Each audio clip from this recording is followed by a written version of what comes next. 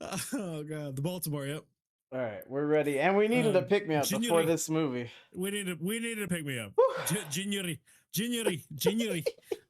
And then he just said it again for June when he couldn't get June.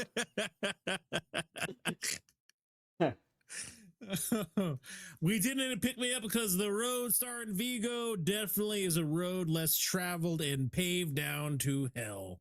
This is a rough one. What is your heart of hearts? Heart of hearts. I'm between 8.5 and 8. I can swim either direction. Let's go high. Let's go 8.5. Okay, go high. I'm gonna go high. I'm gonna give you an 8. I'm gonna say you gave this an 8. Okay. Do we have Glitch? What's Sergo up to? Is he okay? Sergo's just asleep. He's working too. He's a working boy, dude. He's a working boy. Oh shit! Which means someone did. Sergo's such a goat. He is. Okay, so Sergo had a man. He's the man. Mm-hmm. Does he come in on your other streams? Oh yeah, absolutely. Yeah. Nice. So he just hates me. Now because of the daylight. No, the daylight savings makes it worse. Our popcorns. Yeah. So our popcorn starts 5 a.m. in the morning for him. Like so our popcorn talk is 5 a.m. So he might show up a little late, but that's asking a lot for the poor guy. Poor guy. He might turn in right when we start doing reviews at the end. So maybe. He did that last time, yeah. Okay, so you're 8.5 Heart of Hearts for the road. You guessed me an 8. Let's hit it. Yeah. All right, let's do this. Synopsis: The road follows a father and his young son traveling across a desolate post-apocalyptic America, struggling to survive against starvation, harsh conditions, and violent survivors while clinging to hope and their bond with one another. Yeah, we definitely got that. They definitely let out all the grit and fucking grime and depression. And this, it's implied. Yeah, it's implied, but goddamn, they didn't tell you how implied it truly is. Like how crazy. Woo, it's rough, dude. That's a rough one. All right, let's go for the trailer. Did you watch this? There was a couple moments in this movie I was like, fuck. I was like, that's not okay. That is bad. That's not so bad.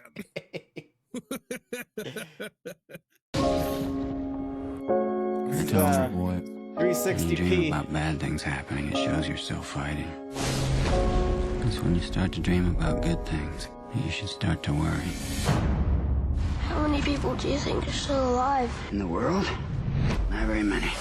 It is cold and growing colder as the world slowly dies. No animals have survived, and all the crops are long gone. I won't survive another winter. It looked better than this. This is just in 360p. Yeah, it's fine. I figured. Yeah, keep moving. It's south to the coast. No, I mean the movie looked better. Oh, the movie definitely looked better, yeah. The roads are peopled by gangs looking for food. That boy looks hungry. You look at him again, I'll shoot you in the head. I don't think you killed a man in your life. They're gonna catch up with us.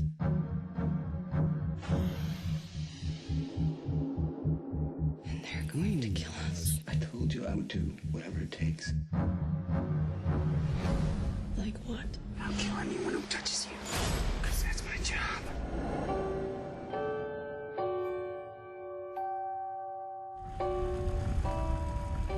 It's like it used to be when the sun came out.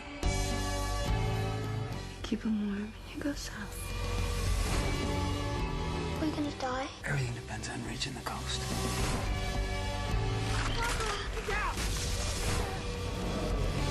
If there's a God up there, he would have turned it back on us by now. The weird ass song. Yeah. I don't like it. You're carrying the fire. What fire? Fire inside you. They're not gonna quit.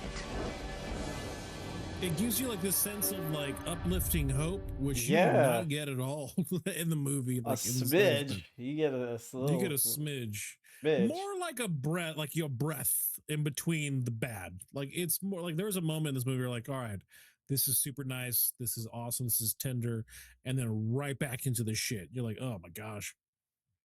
Do you remember this movie when it came out? No, not in the slightest bit. Oh shit! Not in the slightest bit. It's a lot. Whoa. I don't like when you brought this up. I was like, "Oh, what's the road?" And I looked it up, and Kitty looked at me. She goes, "Oh, you prepare because this is a really fucked up movie." I'm like, "All right, how fucked up could it truly be?" Oh my god, that's not okay. What is happening? That's not okay at all.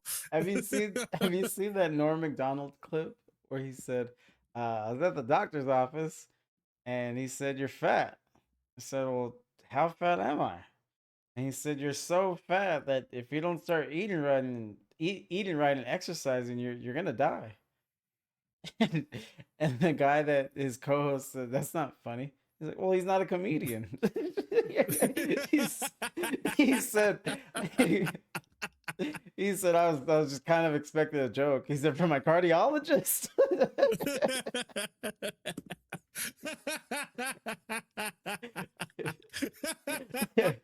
Ah, dude, he's the goat. He's pretty good. He was the goat. The setup is in the reaction. I would have never thought that. That was so good. So that I love Norm because like in his older age when he started doing like when he was storytelling, it was so good because his natural way of speaking was the setup, right? Like then I asked the doctor right about everything, and he was like, "Hey, you're getting fat." I'm like, "Oh, how fat am I getting?" And he had this like really nice pace. I really enjoyed it. He was good. Yeah, the old cadence. The old cadence. Okay, so you didn't remember this at all. I remember skipping it. Not the slightest bit. I remember skipping it. Because I want to I'm support. so fat. Oh, well, Keyblades coming on in. I'm so fat that when the weather forecast says chilly, I run outside with a bowl and spoon and some crackers. Nice, classic one. That's a good one. That's a nice Norm Macdonald joke. I didn't think I was gonna eat after the stream, but dude, I might stop by a Wendy's or something. Going to town. Ooh, what you gonna get at Wendy's? Chili. What you get at a Wendy's? Well, chili is good, but you gotta make that. You gotta pair that with a burger. You gotta pair that with a burger. Right? I'm feeling good. I think you and I talk a lot of shit about weight loss. I think I'm ready. Yeah. I think you're ready. I think it's happening. I think you guys are gonna see me waste away as the weeks go on. Love it. Love it. Do you drink? The Baconator? No, nowhere near as much as I used to. I like very rarely do I do now. What? How often would you say? I don't know. Once every 2 months, maybe. If that. Okay. Yeah, like almost completely cut. I mean, sodas. I'll fucking pound sodas down, but I'm cutting back on those now. Oh, now soda's like a big one. Yeah, so now it's like for me, tea and coffee. I've now cut back to like tea and coffee. Wendy's chili with a Baconator. Mm-hmm. No, I can't do that. If I know I'm having that, Keyblades, I'm fasting. I'm fasting out the entirety of the day, and I'm gonna make sure. Thank you for the redeem. Can't you sit right here? Try to drink my water, man. Thank you for the reminder. Oh my god.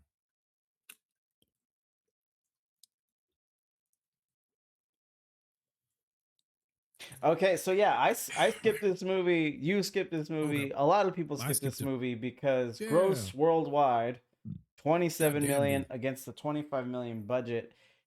Yeah. Fortunately, 2009 was pretty much the tail end of the DVD era, so you get a little back on that. Yeah, right. This movie, it deserves better. Especially from what like the lack of like if you look at the numbers here, it deserved better. That trailer was shit. We just saw the trailer. The trailer was bad, but this movie is definitely. I think it should be up there with Viggo's performances. Viggo gets down, and he makes some good movies. You know, if you just discredit Lord of the Rings, like he's done a couple really good solid films, and he's always bringing his presence. Which ones? This one definitely was that. So he did the movie where he was running across. It was like a giant race, like a great race. Actually, I'm hating. Like he was good in this. What? Why would you hate? You don't. He was definitely good in this. Well, because what are you talking about? Well, because you let in with like this movie deserves more, and What number do you see there where you feel satisfied in the gross? No, that this makes sense. 2009, we're getting the craze of the superhero films No, coming in. No, this makes sense because this is what happened. But I'm saying, you say the I see what movie, you're the saying, movie like, deserves more. okay. So what's the If number everyone then? knew, if everyone went to like understood or knew Yeah. this movie, what would it look like? At least doing a 3x, 4x, it deserves a 3x, 4x return. In my personal opinion, around 100 million. Oh, I see. Yeah, I would be happy with that. I'd be happy with the 3x, 4x return. That's a lot, man. It's a For solid this freaking type of movie, man. what did Yeah. what did Book of Eli do? I would put this up there with like The Wrestler. The Wrestler is definitely a movie where it's depressing, Well, sad, The Wrestler was heavy, an indie. it's good. You're kind of proving my point. Yeah. I'm saying a movie that's heavy, niche genre that did well in the box office that you can recall. No Country for Old Men. I'll look at that. I still don't think it did well. It didn't do big numbers, but movies Okay. like that tend to do smaller numbers. $80 million budget for Book of Eli. Now this Okay. is the year after. This is 2010. Denzel Okay. Washington, you know the Book of Eli. Yeah. 80 million budget. What do you guess the gross worldwide? For Book of Eli, I know it was received well. It wasn't too bad. I didn't do any follow-up, so couldn't have done that great with the studios. I'm gonna say 110, 115. 157. 157. Okay. Yeah. Book of Eli was good. I agree. was good. It definitely was good. Liked it. Yeah. But studios, they like 3x, 4x return. So that's the thing. Yeah. No, my point being is like The Road was kind of always destined for something like this. I'd be curious to hear what they wanted out of it. Mm. You know, you're saying you're you're saying that it's good enough to be a 3x, 4x. And I see what you're saying. You're saying quality wise, it's up there. Quality wise. But I wonder like a movie with this kind of genre, and Book of Eli is very similar. And fair. that's scratching for a 2x on the Book of Eli. Yeah. I think that's what you Yeah. want from this kind of movie. I think you're happy with the double. What was A double you is said? No nice. Country for Old Men. No Country for Old Men, because these films, they're like you said, they're niche. Yes. They're towards a certain market. Yeah, there's so many. slow Yeah, burns, they're not. They're but not they're good right. But stories. They're storytelling. people as like opposed the to, average big, moviegoer bombastic- right goes You're going to the theater for something Transformers, different. You're seeing something like a spectacle, right? Yeah, I around get there. Oh, damn, you were right. So $25 million budget. No Country for Old Men. No Country for Old Men. 2007. What's the gross worldwide? For No Country for Old Men, Yeah. that had more buzz, more backing from the Oscars around that season. I'd imagine it got back to it. 25 million budget, I would say 130, 140, maybe even more, because it was definitely more than Eli. I know in terms of buzz, around there. 171. Look at Eli numbers. Hey, there we go. I was all right. Cool. That sounds about right. That are you guys that doing this on surprises us, me. though? I remember the buzz. I didn't think it was like that because Oh yeah. like buzz is good, but getting people to the theaters, that's a different kind of.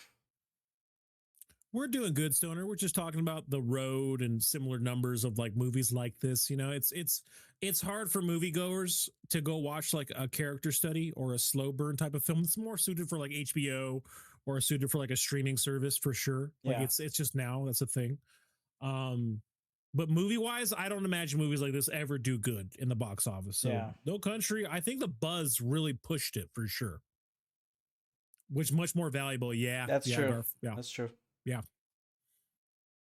You used to enjoy the Uh, black and white. What was your favorite one, Stoner? That's awesome. All Hell right, yeah, let's what's your go. favorite one? Let's go with awards on this. Okay. All right. So the awards nominee 2010 Best Actor, and then nominee for Best Performance by Younger Actor, Cody. Okay. That kid was good, dude. That kid was He was, yeah. good. I don't want to get you activated, but I don't know if we've ever, if You any, bringing the Saturns? Are you bringing the Saturns? to this? right. But when I was putting this together and we saw nominee, I don't know if any of the Yeah. movies we covered have had a winner for Saturn Awards? I don't think so. It's always been nominated. It's always been nominees. This fucker Dude, won, they're won wild the Saturn boys, man. Awards?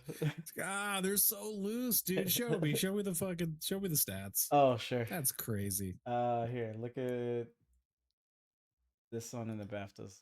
All right, so the BAFTAs hold a little bit more weight. Best cinematography, nice, okay, and BAFTA Film Award, best or as a nominee, another nominee. Stoner for me, I grew up black and white. On Saturday after the Saturday morning cartoons, I would watch the Three Stooges. The Three Stooges were still showing on TV when I was growing up. It was That's badass. good. Yeah, I Stooges were the shit. wonder what kids today would think of that. You think they like it? I mean, it's you know what? Yeah, because of the pacing, how like our attention spans are so bad. Watching an episode of the Stooges was quick. They are like, quick. It was bing bong boop bop, bing bang bong boop. Like it's nonstop, dude. Like it's the service is instant. Well, in a half-hour block, they would have 2 episodes. So they would have 15 minutes, and they were very tight stories too. Like to conclude a whole like beginning and arc in 15 minutes. That's pretty talented. I think someone at some big wig's gonna bring that back. I think they make some big money right there. And yeah. Slaps across the board, all of it, man. Okay, so best actor. Here, I'm gonna give you all the nominees, and you tell me who won. Okay. We've never done this, and this is kind of an obvious thing. All right, so we have Viggo Mortensen, The Road, Denzel Washington, Book of Eli. Oh shit! Okay. Robert Downey Jr., Sherlock Holmes. Sam Rockwell in Moon. Oh shit! Okay. Tobey Maguire Brothers. Fuck, dude. I remember Sergo wanted to watch that one. And Sam Worthington for Avatar. All right, I'm throwing Avatar out the window. That's like he's the worst one of all of them. Denzel in Book of Eli was good, but not Viggo good. He was Denzel base good. Like I've come to expect Denzel gives the performance, he rocks it every time, but not like out of the ballpark. Sometimes he does. Throw him out. I'm gonna go with Toby. If I was in charge, Tobey Maguire Brothers was next level unhinged crazy. Like it was good.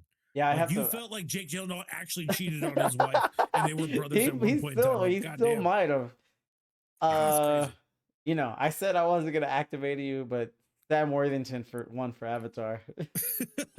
That's so fucking ridiculous, dude.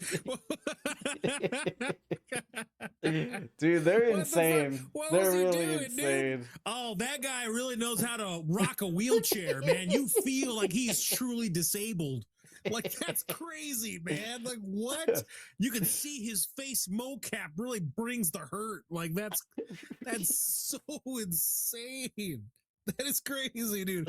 When he uses his forearms to wheel forward, you feel the rhythm in that movement. Zoe Saldana does bring the emotion with mocap.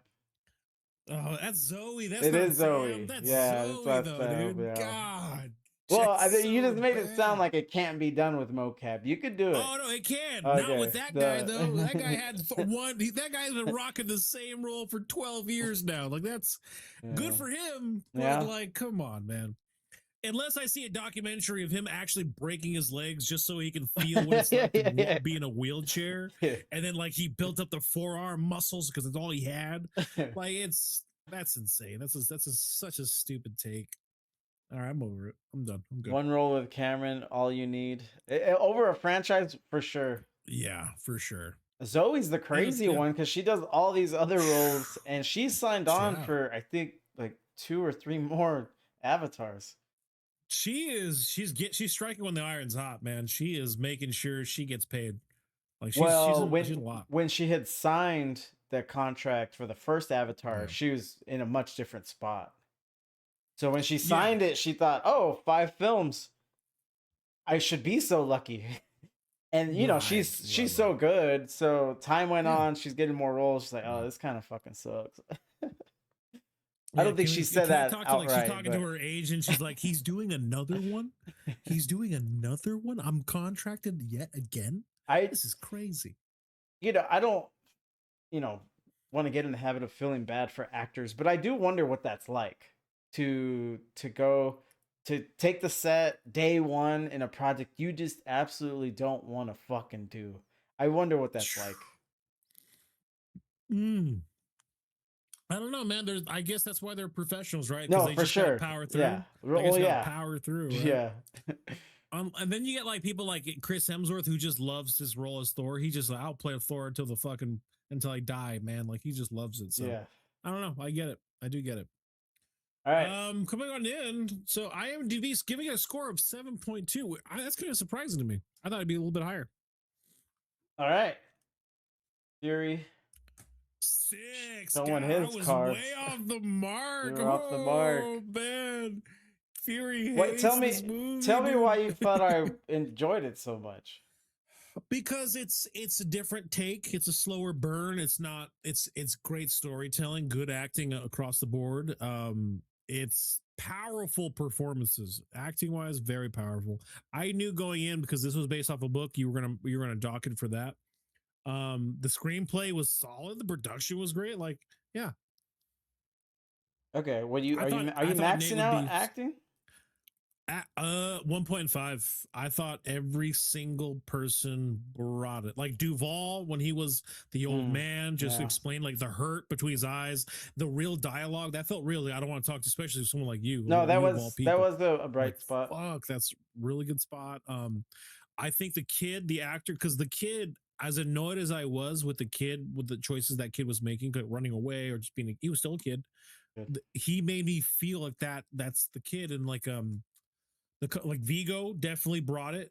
Like I loved Vigo's performance. Like he was crying as he was holding the gun to the kid's head, and he's like gonna shoot him. Like, well, I only have 2 bullets, and they're gonna come upstairs. And the kid's crying. He's like, "Will I see you again?" And that fucked me up. That was like, Jesus Christ, that is a horror. Can you imagine being a fucking dad and you're gonna shoot your son, and the kid looks at you crying? He's like, "Will I see you again?" And you got the gun and you're about to shoot. You're like. And you can see it in Vigo, like is crying and tearing up, and that was just so powerful that way. And then do you remember in God, A Night of the Seven Kingdoms where Egg his hair's starting to grow out, and he sees his white hair coming back, and then he goes in his brother's chamber with a knife. Oh, dude, that was such a heavy moment. You're like, because the dad, let me tell you now, the dad was in agreement. He saw him walking in the corner. He's like. I mean, I could. Probably I shouldn't. like the dad was thinking, dude. He's like, he's not wrong, but I gotta step in because I'm a dad. Like, dude, like it's a real. That was wild. That was wild. Dude. He did let it go for a while, but then to the very end rib of the bed, dude. He was right there. He let it walk right in. Like the dad, you saw the dad in the corner, just doing one of those. He's just looking at him like, all right. Okay, well, let him cook for a second. Let him cook for a little bit. Because he's Makkar, but he's not wrong. Makkar is so twisted. So twisted. That he might have thought more of Egg had he gone through with it. Anyways, dude, I brought that up just not randomly, but you didn't even bat an eye. You just dove in. Is that kid's performance in that scene. Incredible. Oh my God, just outstanding. Incredible. Out of this fucking world. You can see like the everything in him. Like he doesn't want to do, but he knows like he's afraid for his life. He doesn't agree with the violence that he's gonna have to do because he feels like he has to. And it all shows up. Like no dialogue. It's just all in his face. And in his face. I realized that even though I was like, oh, that kid, I would have moments in other movies or TV shows and have the thought, oh, that kid's a good actor. But I before that, I was still taking it for granted because my Twitter feed is just all Game of Thrones now. I'm just all in again. But so I see a lot of posts and a lot of discussions, and that scene came up, and someone said that kid is a good actor because there's no way he even fully understands the emotions he's evoking during that scene. And I'm like, Yeah. man, that is so fucking true. Well, we don't It's- know. Maybe that kid has wanted to kill his Cr- brother in real life, and maybe like shit, like we don't know. Have you Like, seen that kind of a- interviews of that kid? That he's such a star, dude. That guy is such a that's a DiCaprio waiting to happen. No, dude. I mean, That I kid, mean, no, I'm like, I like him. I like him. He seems a good pumped. kid. He has a little sugar in his tank.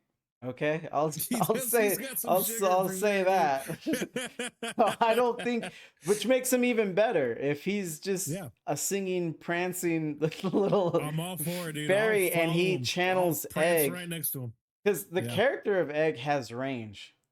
And don't Yes. worry, I'm gonna tie this back into our fucking movie. As good as everyone did with what they were asked, it was still like one thing or the other. Like beep, Right. boop. Okay, be sad. Right. Be desperate. Share a laugh. And that's where I docked. So you're going 1.5? No, man. I mean, the range was here though. It was like 1.5. Like, all right, so like, you know, when Everyone they was were kind of in- like the same character too. It's the post-apocalypse. No, bro. no, What are you well, no, talking but about? that's Like, no, that's my there's- point. all right, It's see, like I see what you're saying. they hit it on the head with what the scene, not scene, like the But you setting shouldn't be calls for. docking it for that. If everyone brought the feeling and the emotion, and there was in fact range. Like, do you remember when they found that safe room, right? They opened Oh it up. shit, that was Dude, Come on now, and then that wasn't a safe room, by the way. It was a fucking I mean, dungeon. It was a dungeon. It was a dungeon. But like, all right, what about like they it were was a not dungeon. safe, Nurgle. Well, what I about assure the you, bunker? they were not What safe. about the bunker? They opened up and they found all the food. And Yeah. they found some niceties, and they were Right. sitting there eating food. They were It was smiling, good, yeah. and you felt it. Like this It's was good, it's the very calm warm. before the storm. It was very warm, and there's a lot of range in the nuance of that emotion, but there's nuances to it. No, I'm not mad at your 1.5. I have a hard one on this though. Yeah, I'll say that. that's crazy, dude. Everyone brought the kid. I, the kid was see, and I great. still agree. Fucking great. One. Blows my mind. That's a 1.5. Anyway, continue. Story plot. I got 0.5. So this is the book docking. And here's the thing: is like if you already have a best-selling book from a world-renowned author, right, bring it. Show it to me on the Yeah. fucking screen. I didn't see that here. yeah. I didn't see that here. I felt like they held back. You know, Class Act is reading the book right now. I'm not gonna read the book, Yeah. but when Class Act reports to me, I think he's Yeah. gonna read the book and then watch the movie. But Okay. you had to have held back. Like Cormac McCarthy, you know what I mean? As Yeah. good and as heavy as the movie was, I know the book doesn't read that way. And I don't even know Sure. how No, much you sure. even have to push the envelope to just give me a little more something. I just felt, and that's why it's yeah. plot and like screenplay dialogue. I have one still, but plot, it's just, you know, if I was being an asshole, it's just like, oh, dad and the son, some flashbacks with the wife. How'd you feel about the wife, the character? I liked Did it. you hate her? It was a no, not at all. Oh, It was okay. a good drive.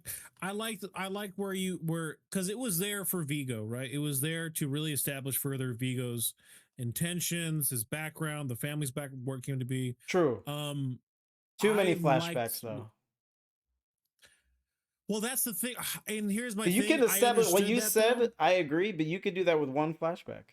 You'll need You two because you have to can, show where you she can. dies. But Yeah. we just like kept going back, and kept having the same conversation. It was weird to me.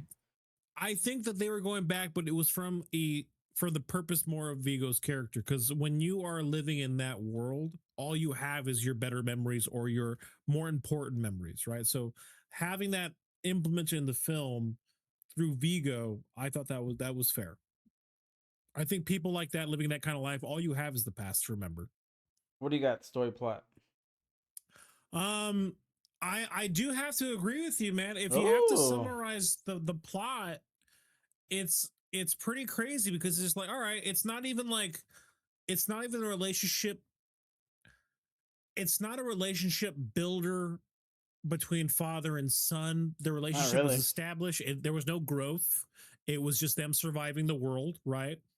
They got from point A to point B in there was no climax or there was nothing there. They just got to the beach, and then the only thing that was the driving force was then he was sick, and that was it. Right. I was about to say the climax would be where he took the arrow, the leg, He took which would ultimately claim his life. But that's like a weak climax. Like, yeah, you know, no payoff. There was no payoff in this very grim, dark setting. Okay. Where you going? 0.5. There was.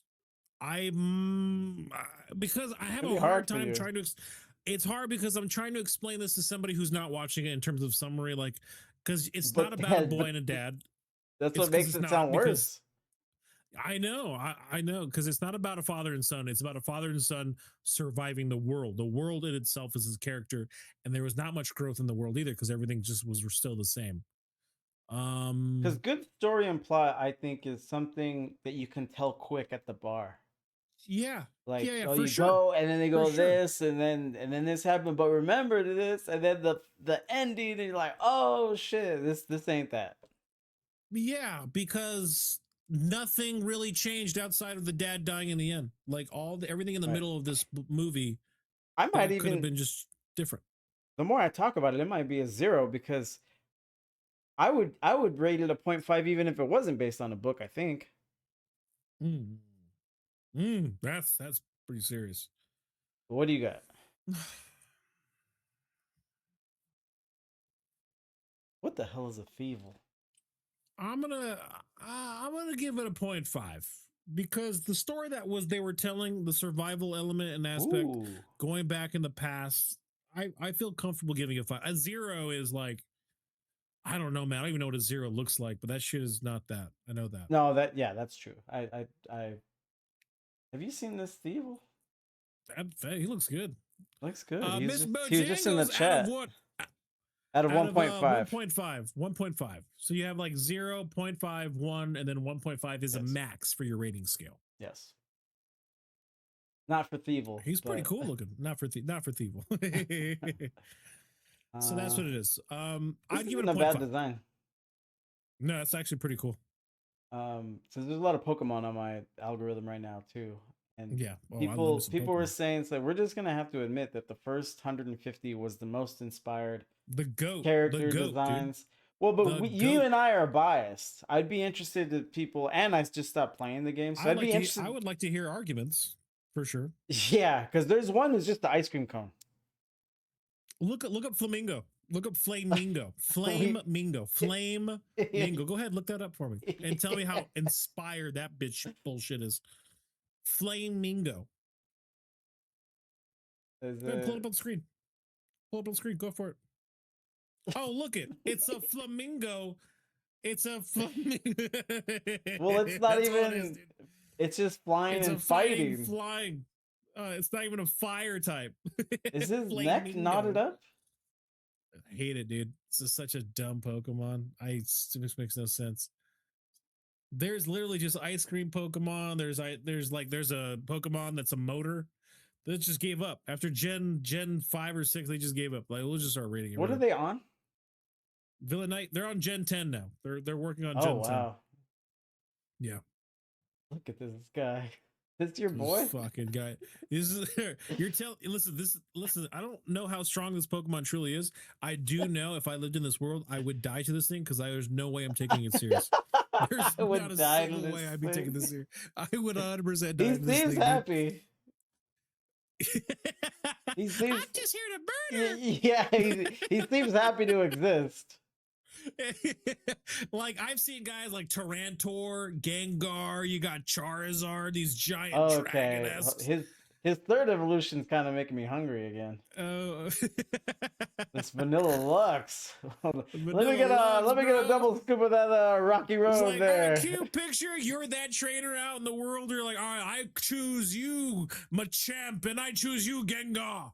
And then your opponent's like, I choose you, Vanilla Lux. Ah! I think they have a straw cannon here, though. Will this thing catch you off guard, or will you know better? Whole thing, I'd be dead because I'm laughing at you. I'm laughing at you, your Pokemon. I'm dead because you're taking me serious and I'm not. Like, that's just how that works. All right, let's go back here. So your story plot point Jangles, we're back here. I'm gonna go with a 0.5 because you made a lot of good points, and it's rough looking back at it. I mean, it's a 0.5. It's not a 0, but it's definitely I'd be a 0.5. All right, let's hit it. Let's go quick. What you got? Direction? I would go 1.5 on direction because I did enjoy the flashbacks. I enjoyed the pacing very much. I enjoyed the breaths of fresh air, the moments of just whoo, when they hit the bunker with all the food supplies. I'm like, I felt like I was there with them. Like, oh my god, Oh, I'm that's just nice. happy that these people are just here having a good moment, and then went right back into the hurt, dude. So like, I did like the direction a lot. The fact that they fucked up Omar, like they left Omar butt naked Yeah. out there was just devilish work. But then the kid, being the kid, is like, you know what? Nah, so this is messed up. This is not who we are. Are we the good guys? Like that. Well, that fucked me up. I'm like, god damn, this kid is like, he's got an innocent way about him, but his dad, I get it. So that's a good conversation piece too. Like, are we still the good guys? You know. So he ultimately, the kid was the best version of both of them, which was nice. Production. I'm maxed out because everything just looks so good. How do you feel? Same way? Absolutely, dude. Mostly When with the Vigo got hit- costumes. Yeah. When Omar was taking off his shoes, I'm like, god damn. Oh boy, yeah, like, no, that's a good point. When he had trash bags Fuck. underneath, I was like, man, that's a detail. Like that is the That's a fucking detail. dude. Good lord, dude. And then you had like, he was just like, please don't do me like this, man. I'm like, yeah, don't do him like that. Give him his shoes at least. Holy what's left of his shoes? And then when Duval was the old man Duval, when he was walking around, he had just trash bags over his like shoe box, over a Kleenex box. I'm like, god damn, that's crazy work, Yeah, all dude. the costumes were so On point. So yeah, on point. believable, realistic. Yeah. Yeah. Screen Absolutely. screenplay, dialogue. I have one. I gotta go 1.5, dude. 1.5. Everything was perfect. Bro, this dude. movie Like, is it about to felt be your real. highest rated movie. Dude, I'm gonna be honest, man. The like, I'm looking at the dialogue from the context. This is your of this favorite film. IP. It's my favorite IP. Are you gonna read the books if this is your favorite IP now? I am. I actually am. Are you interested in really? books because I'm. Here's my thing. Uh-huh. I know I want to, but I'm also scared to. I'm hesitant Oh because no, it's gonna this take you movie there. was It's gonna dark take you to as shit it's gonna already. take you to deep water. Oh, dude, that's terrifying to me. I'm like, how much darker can it get? I don't want to be proven wrong again, dude. No, you will. That shit was crazy. Yeah. So if I gotta definitely be in the mood I have to be ready for that book because that's gonna be crazy. Yeah, man. it's gonna be crazy. It's easy for me to read Dunk and Egg because you're just chilling with the boys. Oh, that's a great one. The film is very faithful to the book. Django's like, dude, Django's.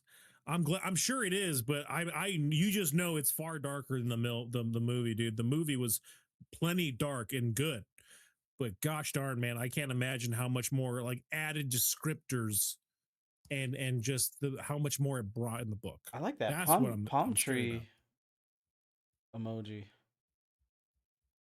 That TwitchCon palm tree tap. 22. Yeah. Nice. Yep. 22. Yeah. So it's a thing, man.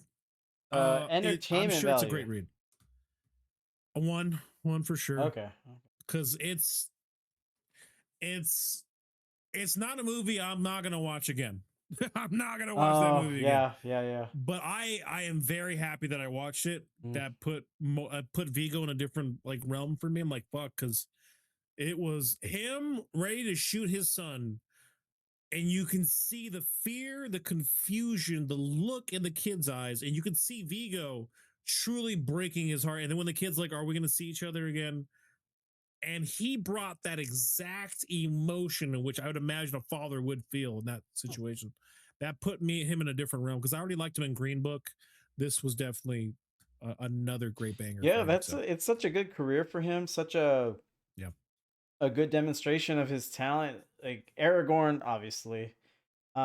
Green Book and this, it's like, oh man, good job, man. Oh, I would even argue that Aragorn wasn't a lot. Like there was not a lot of range for him playing Aragorn. No, but he did it well. But it was good. Yeah, He did it he very did what well. was Yeah. asked in an iconic Yeah. role. It's the Yes, role yes, itself yes. does the heavy lifting on that. So as That's long, yeah, you 100% just true. don't just be the guy, be tough, grizzled. Don't Yeah. piss me off. Bang a hot elf. Do it. Do Lines of it. Truth. Don't Yeah, piss that me one was off. really good. Bang the hot elf. Don't piss me off. Don't piss me off. Bang the hot elf. What's the other ones? I know he's in Eastern Promises, but I haven't seen that one. But that's what I'm saying. Like those 3 different titles shows you a lot of him. I've seen a couple of his films outside of Green Book. There was one called Hidalgo, which was really good. I actually liked with the movie horse. Hidalgo a lot. Yeah, the horse. That was You're really just good a watch. Viggo Mortensen stan, is what you are. Apparently. No, I'm not, because I can only remember like 4 movies. This dude's been like in 100 movies. And one of them was Hidalgo. One of them was Hidalgo. He's in a History of Violence was really good. A History of Violence was a really good movie for Viggo too. That was a good one. Je ne sais quoi for the road. I don't.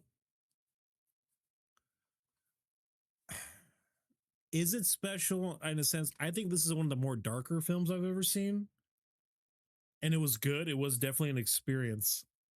It didn't really. It didn't make a splash. Okay, yeah. I It was gonna didn't say, make I a don't think it's splash top worldwide. 10 There was darkest films you've seen. I'm gonna be honest. Can you name a darker film right off the cuff?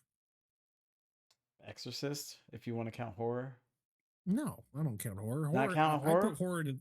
No, I don't count horror. Horror in its context is meant to be that. I don't count it. What dreams may come? That fucking gets fantastic. Not terribly dark. Okay, if we leave horror out, that's a little harder. So Django's Destruction, I think he hit the nail on the head. What Dreams May Come is just as dark in the same realm.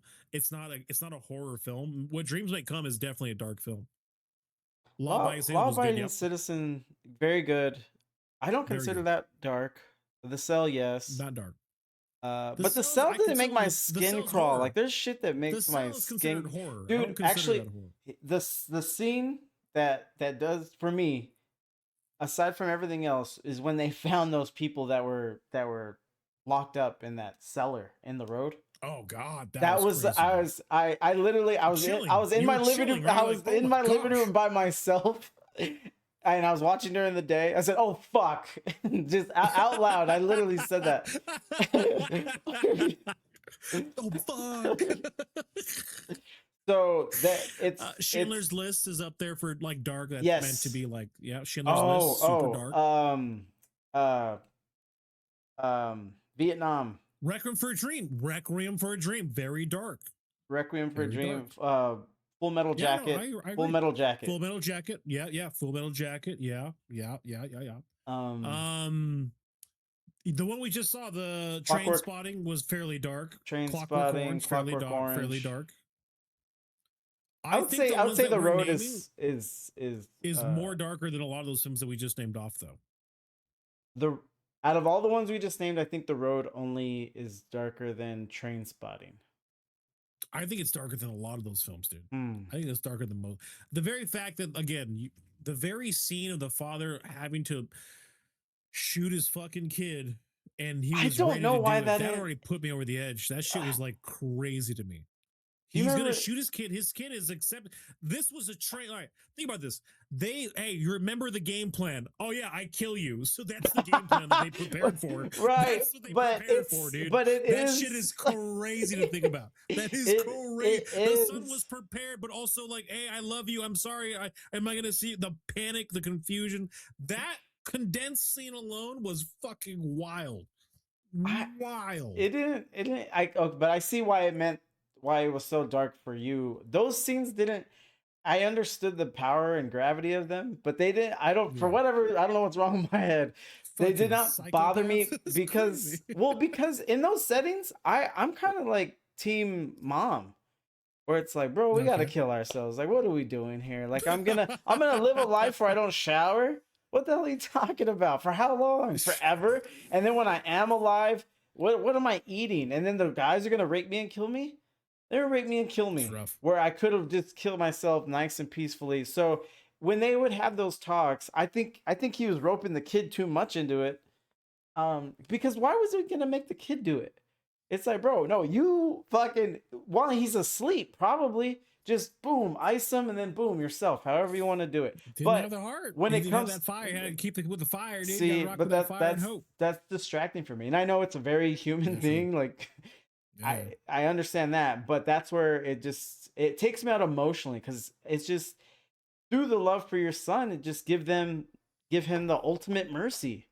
It Man. is the release from this world. It's tough to think about, but that Yeah, was but think about what's tougher. okay. It's like dragging him through that whole existence. That guy was gonna ruin his day. The guy that they met in the ditch, he Yeah, was dude. gonna be Jim bad Fogg, he was news. ready, dude.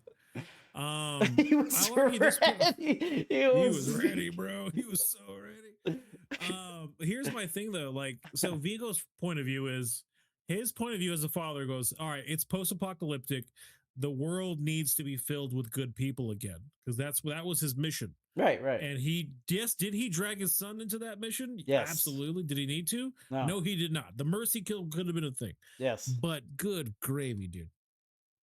Keyblades, ever seen Life is Beautiful? That movie was kind of crazy. I haven't seen that one. I haven't seen it. Yeah, I haven't seen it. 1997. It was technically a comedy too, but it had some really deep stuff in that one. I will say this about The Fog, even though that's a Stephen King horror, the very end of that movie. You're really thinking was of The fucked up. Mist. The Mist. I'm sorry. Thank you so much. The Mist. That was a really fucked up ending. Super dark. Very few films get to that point. My producing teacher last semester purchased the rights for The Fog and then remade it. Okay, how'd that go? Not well. I think he got money, but it's not rated very well. Poor guy. All right. Well, he works a lot. He sells it. No, yeah. Swing of the biz, baby. Gotta keep batting. Keep at it. Okay. Entertainment for sure one. That's something special. I'm leaning towards the one because when I think of it was so dark. It was I so want to dark. think of one more movie that made my skin crawl. Because they exist. Dude, the chamber scene was fucking the dungeons. It was crazy. Crazy. Very few films, they just pound you with the dark, grim setting. And then again, the moment when they were in the bunker, it's been very rare when they were in the bunker sharing that food for the first time, that light in the end of the tunnel moment. I felt just as relieved, and very few films have evoked that emotion out of me. Like, I was fucking relieved. Like, oh my God, we went on a journey together. Like, I am so happy. You're at 8.5. Okay. Yeah. 8.5. All right. Yep, 8.5. It's good. I'm never going to see it again because of how fucking truly just, God, this brought a lot. That was so sad.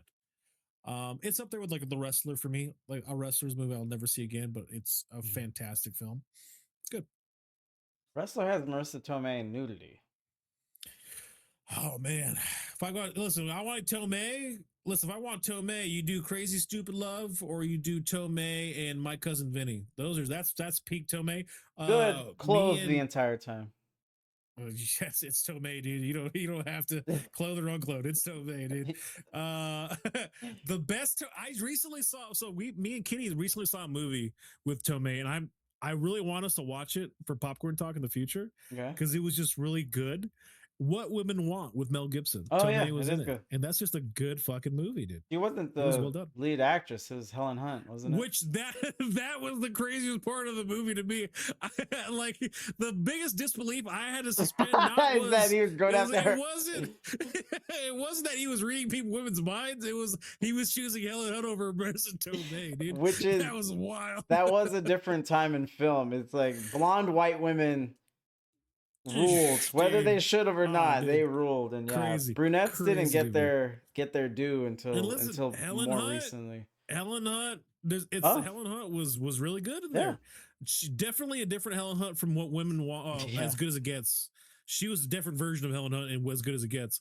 But Tomei, dude, I saw Tomei. I'm like, this is the biggest bullshit movie I've ever seen. There's no way. There's no way you're not. I'm not choosing Tomei. No way. That's great. No shot, dude.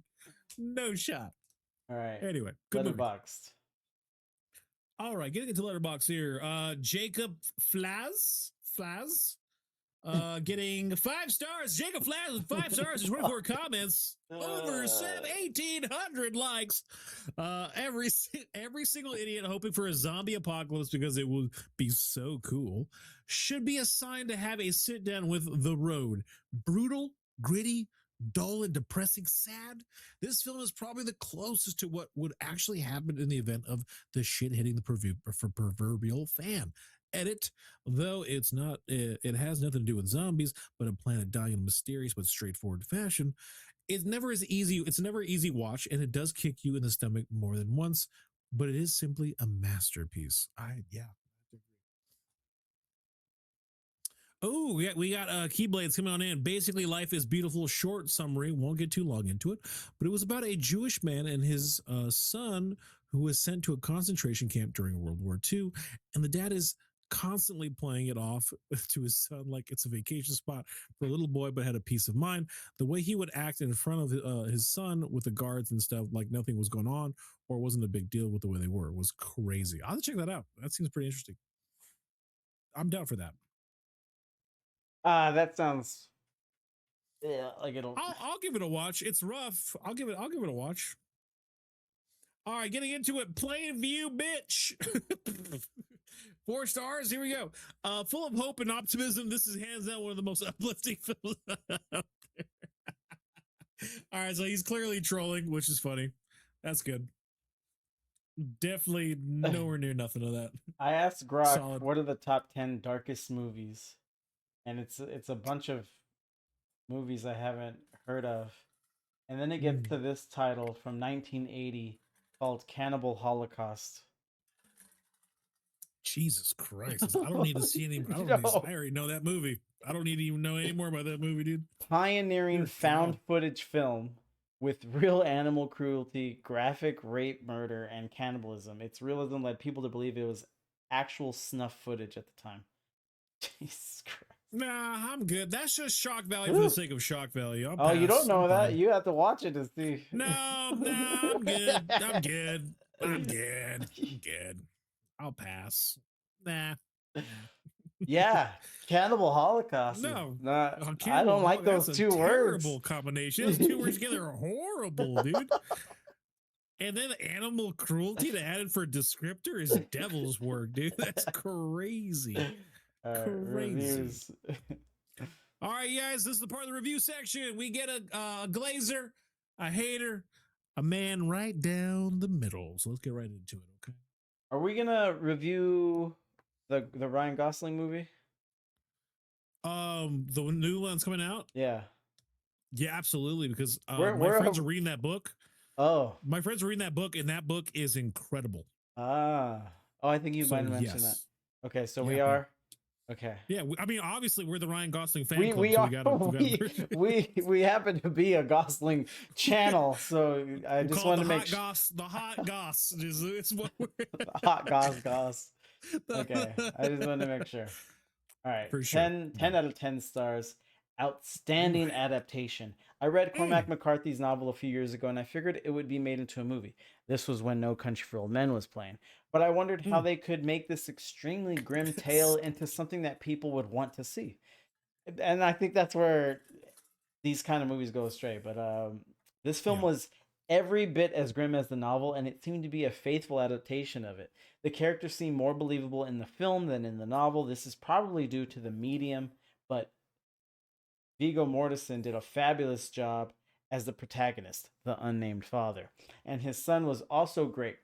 They both were tremendous and brought a lot of character development and engagement to an otherwise totally bleak story. I loved Robert Duvall's turn as the grizzled survivor. It was a supporting role sure to win an Oscar nomination. I think this will win more than its fair share of Oscar nominations. Not true. For Viggo, at the very least. Great film. Go check it out. It was a very good film, man. Robert Duvall. It's funny because, again, we're getting to an age now where we grew up with a lot of the older actors and they're like lesser known now in the new generation of actors. Yeah. I completely forgot about Robert Duvall, right? So when he was in, I'm like, is that Duvall? And then he started acting and the dialogue and his delivering. I'm like, fuck, that is Duvall, dude. That is the same Duvall from fucking Godfellas. Godfather. Godfather. Thank you so much. Dude, he fucking brings it, dude. And when he was sitting he's there, great. even when he was eating the can of fruit, and he was just like throwing it up, I'm like, no one asked him to do that. What a No one asked to throw it up. He's No one asked him to throw it up. He's just not eating in this trailer on offset. Dude, like he attacked that can of fruit like a guy who has never eaten in like weeks, and they just threw it up. I'm like, God damn, dude, that's some acting right there, dude. Get it, dude. So he brought it. Love it. What up, Kitty? Every time Kitty announces herself, she hits us with a stray. That might not even be a stray. That might just be point blank. The road, final 2 bullets. Just Nurgle Fury. That's right. It should be called Gosling Talk Tuesdays. So you maxed out the acting. How do you feel about the Oscar snub? Absolutely. No nominations. Oh, dude, that's got to be depending on who took it that year. I mean, he was definitely snubbed, but I don't know. I don't remember who was nominated, and who knows? There could have been better acting performances that year. I don't give me the lineup, and then I can tell you if it was a true snub. I got it. Oh, it was the. Hold on. Cause fuck, dude, even what's his name's Omar, dude. Dude, he brought it. Like that shit was wild. Oh yeah. Hold on. Because you know how they have the year of films and then the following year. But the following year is the actual qualifications for the awards. So I'm trying to figure out if I want the 83rd Academy Awards or the 82nd. And it's looking like 83rd, 82nd actually. 82nd, okay. But Troll, people may have brought it in the performance, but no one saw the movie. I mean, but still though, but like when it comes to Oscar nominations, they're required, right? Like you have to watch the spread that is offered that year. So it's not a matter of like, and here's my thing, like when a movie gets an Oscar nomination, that in itself creates buzz, right? Which then translates to sales, whether it be movie performances or whatever. Like, so I don't know. It depends on what they were up against, man. We got George Clooney Up in the Air. Okay. Which as much as I love that movie, it's Clooney. I love Clooney, but he's not. It's Clooney, bro. Like I love Clooney. Yeah, that's not Jeff Bridges and Crazy Heart. Okay, I vaguely remember Jeff winning, but okay, he won. Yeah, you're right. Okay. I don't know why I remember Jeff winning for Crazy Heart. I just remember the poster of Crazy Heart where it's just like he was to the side and it's very wavy. You don't know where the horse's hair starts and he begins. You know, Crazy Heart, bro. Colin, that's just your opinion. Colin Firth in A Single Man. Okay. Morgan Freeman in Invictus. Got you, Danny. Morgan Freeman, Invictus. Okay. Jeremy Renner in The Hurt Locker. Fuck, he was good in The Hurt Locker too, but I will say, Vigo, he at least belongs there. He definitely belongs there. Who was supporting? What about supporting? Supporting is more competitive than the lead. We got Danny Annie doing a read a poem. Let's do it. Hold on, let's wrap this. I got you. Hold on. All right, we got you. All right, go to your time. Go ahead. Best supporting: Christopher Waltz in Glorious Bastards, Matt Damon in Invictus, Woody Harrelson in The Messenger, Christopher Plummer, The Last Station, and Stanley Tucci, The Lovely Bones. I love Tucci, but that ain't it. I love the Tooch, dude. I love the Gooch and Tooch. That ain't it. All right, go ahead with the poem. Who won it? Christoph Waltz? Christoph Waltz, right? Oh, yeah. Come on. Yeah, yeah, okay. All right, let's do this. All right, let's give Danny Annie a cozy. Guys, we're going to do a cozy poetry read as described by Danny Annie. She gave us a channel point redemption. So let's go ahead. I'm going to go random here, Danny. So I'm going to flip the book right there. I'm just going to grab it. And we're going to read from based off of where I landed. Okay, here we go. It will start with the big things. Like their seat next to you at the family dinner table on Sunday evenings, or their name next to you on invitations. And then suddenly all the little things will fade too. You won't remember the sound of their voice in the morning or how they felt in your hand. You won't remember all the tiny details of every date you had or all the conversations you shared late at night. And then one day someone will ask you their favorite color and you'll hesitate. Oh, that's a heartbreak. Is that a heartbreak? That's a heartbreak poem. Oh, that's fucked up, dude. That is a heartbreak poem. All right, that was bad. All right, let's go to another one. Dude, fuck you. Oh no, that one felt all right. All right, encouragement. We're doing encouragement. I'm so sorry. We're so sorry. Let's do an encouraging one. Encouraging one. Okay, that's cool. Just break my heart. Bed. Cool. All right, we got an encouraging one. We'll do another one. All right. Well, I'm so sorry, guys. I got you. I don't know why you thought you could just go to a random page in that book. I thought I could. Apparently not. All right. So this one's called "These Are For You." These are themed. All right. All right. Let's just. All right. Can we go 1 for 2, or we're gonna go 2 for 2? I hope not. Here we go. All right. Here we go. These may come time. Wait. So there may come times when things just seem hard, and you're running on empty, walking through days blind. There may come moments where there are things too much, like you keep coming up last, and you're losing your touch. But you are my life, and I'll spend every single day reminding you that you are capable, you are smart and strong, and you will find your way. Hearts can hurt, minds can ache.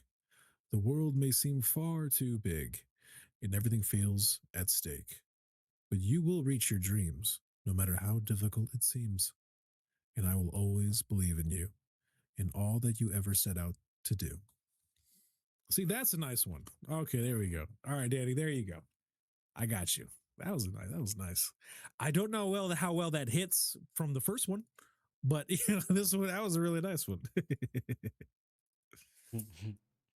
Yeah, open with that next time. Way to bring it back some. I'm so sorry, guys. Danny, you have a great freaking night. Thank you for being here and hanging out with us, Danny. You're always appreciated. You are always appreciated, and you're always thought of. All right, let's get back into it. That was a heavy one. All right, I'm gonna get another book, guys. That book's a little sad. Dude. I'm gonna get another one. I got another one right here. We're gonna start reading off of this one. Okay. I am gonna open up a poetry read on our Discord, and you guys are gonna post the stuff that you want me to read on Discord. So you guys, next time we stream, we will have that available for you guys on our Discord. So all you gotta do is submit your poetry that you want me to read, or sonnets or whatever, and I'll read it for you guys. All right. Getting right back to it after this outstanding adaptation. That was the 10-10. We're going 110 now. That's 10-10. All right. We are all helpless. This overwhelming feeling that this movie communicates is one of helplessness. It never occurs to the main character to try and connect with other people, to try and find some way out of the unexplained dilemma the Earth is in. I guess it was an eco-disaster, and since eco-disasters are by definition caused by man's rationality, then you can't use rationality to try to find a solution. You can't always tell when a bad director wants to make you feel grossed out, then put in puke scenes. With this movie, I lost count of all the puke scenes and grayness. This is the first color movie I have seen that is in black and white. All right, this person is completely wrong in every way. You can always tell someone above said the kid looked 13 but acted like he was 5. Right on. And he was pretty whiny kid for living in a post-apocalyptic hellhole. Wouldn't you whine if you were in a post-apocalyptic? Okay. One of the main themes of the movie is suicide. At least the main character decided to keep on going, but why and for what? I recommend not wasting your money on this one. I actually really love the color palette they chose, which was not black or white. It was a series of browns, grays, and mustard colors, which I absolutely love. It was good. I really enjoyed that color palette they chose. With the puke. Oh my! All right, I should have done that voice. Oh my God! With the overwhelming for this movie, communication is so helpless. The puke. Oh my God! The puke. Like, 'cause that's what he sounds like to me. People K- who survive in a K-Fine. post-apocalypse and don't have to. They don't have time to. They don't have time to what? I mean, he's a kid though. All right, now it's done by K Fine 100. All right, going Moving on. 710 for the middleman. Okay. Bleakest of the apocalypse. A man, Viggo Mortensen, struggles to survive a post-apocalyptic world with his son, Cody Smith McPhee. It is a damned, hopeless existence of cannibals and desolation.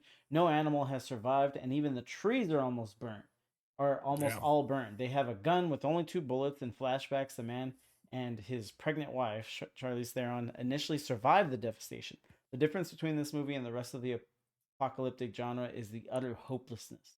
Most of them would give some hope or a mission to save the world. This one has nothing but the bleakest of vision. There is a question about morality in a hopeless world. Exactly how far would he go to have his son survive? Could they still be the good guys? I would have liked him to face an ultimate choice in a final showdown. Good point. Yeah. That's yeah, I do agree with that. I mean, going out with a bang instead of a whimper, that would have been interesting. But not my book. I didn't write it. 10 last 10. One of the top best films ever. The Road reminds me of what I want to see in films. I like to see not action nor comedy, but rather a deeply emotional journey, just like The Road offers. It's a heartbreaking path into the recession of man's will and strength to live on. Even at the peak of agony, The Road strikes at the heart and hits all the right buttons while it's there. It's a truly perfect movie. Truly a perfect movie. Perfect movie. Fucking hell. Perfect. That's a stretch. You were getting close. You were fucking getting close. You're getting close. I just made it.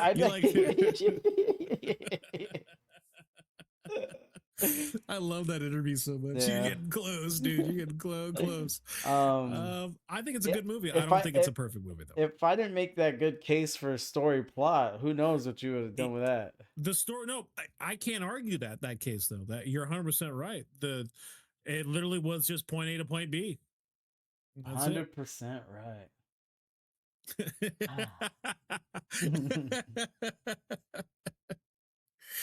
Right. Moving on. Last 1 out of 10. The worst movie of the year. Don't waste your time or money to watch this movie. Hollywood has officially gone stupid and brainwashed. Only the movies that release nowadays are either animations, Iraq war propaganda, or the end of the world scenarios. That's so specific. Scaremongering and brainwashing. Unless you've read the book that the movie is based on, good luck trying to figure out what the director is trying to convey. I mean, okay. I credit to that. To all the people who smell Oscar nominations for this movie, please stop taking medications. They mess up your mind. I don't know what's going on with IMDb, but lately all the bad movies get high ratings. I guess Hollywood pays for them or something. I mean, I get where showing sadness for the sake of sadness is a little self-gratuitous. I get that. That one, yeah, I don't like. But this movie wasn't that. I get that. This but movie it was wasn't not that. no. It was definitely not that. I can see where they thought that way, or that thought process, but no, it was not that. When it said the only movies they release nowadays are either animations, Iraq war propaganda, or end of the world scenarios. They did this January 2010. They were right. They were right about that actually. Because around this time was Jarhead, the Hurt Locker. There was a slew of movies like that. I think Brothers was around there as well. Yeah. Animations, those are always going to be a thing. Those are always going to be a big thing. But it sounds weird, but they were absolutely right. That's. I mean, all right. You don't have to. You can always put on an old movie you like. There's no one's forcing you to go watch these fucking movies. Well, no, but I have those struggles now. We talk about this all the time, or I do. Where I miss the time where you could just show up to the theater. You don't even have to look and there's a variety. It's something that you would see coming up in the next showtime that you could just walk into. Right. Today, fuck no. Fuck yourself. Like that will not happen. You could look tirelessly week after week. Like, I don't want to see any of these. You'll be like a month, like a few months stretch. You're like maybe I'll see this one. I don't know. Right. So you're not wrong. I think that's that. I understand that complaint. where it's like, Yeah. you know, I want to Like see, in I want to go. 1993, when we're going to theaters, there was a spread, right? 1996, a spread. Right? Spoiled. And you're going back Spoiled. back multitude of times for sure. Yeah, not only to like watch, you know, whatever you saw. What 93 is like, Yeah. what, Schindler's List? Maybe watch that one again, but just all the titles. Yeah, insane. All the variety. Last review, 6 out of 10. Not a bad movie, but the kid is appalling. Won't go into too much detail. You'll either think it's okay or won't like it at all. But I guarantee you one thing. By the end of the movie, you will hate Cody Smith-McPhee. His acting is atrocious. His character is the most pathetic, whiny little blouse. You'd imagine that in a post-apocalyptic world, even a 10-year-old boy would have hardened up a bit. Not this guy. Papa, papa, whine, whine, cry. That's basically his line in the movie. Give it a go. But don't expect anything groundbreaking. Vigo is solid, and there isn't really anyone else of note. Damn. The kid was fantastic. If you thought he was whiny, that's him conveying the kid's whininess. He's just acting. That's by definition, that's what he's doing. That's what he should be doing. Papa, papa, whine, whine, cry. This guy I hates hated children. Joffrey. Joffrey was the worst actor. That guy, that kid you really hated in Game of Thrones. That kid really sucked. You hated his guts. Not a good actor. You're like, you were being ridiculous right now. I heard You're real dumb, Martin was so excited for the casting of Egg. He said it was like he just jumped off of the page. And dude. and he liked the casting for Tansel Too Tall. Mm. And then I've seen this indirectly. I didn't trace it down, but he told the actor for Dunk, "Don't fuck this up."